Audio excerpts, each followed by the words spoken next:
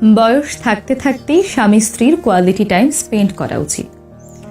বছরে একবার ভালো কোথাও ঘুরতে যাওয়া, সপ্তাহে একবার কিংবা অন্তত মাসে একবার ভালো একটা রেস্টুরেন্টে খেতে যাওয়া।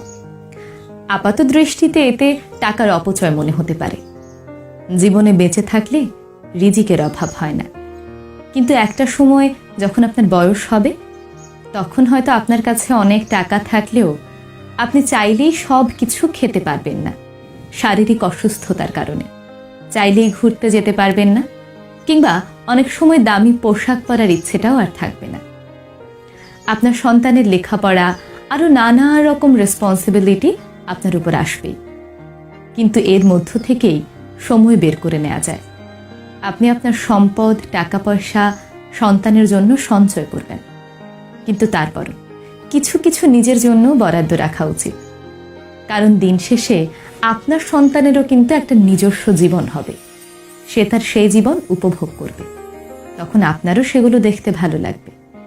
ছেলে, ছেলের বউ কিংবা মেয়ে, মেয়ের জামাই মিলে কোথাও ঘুরতে গেলে, খেতে গেলে তাদের এনজয়মেন্ট দেখে আপনারও তখন ভালো লাগবে, তারাও শ্রদ্ধা করবে।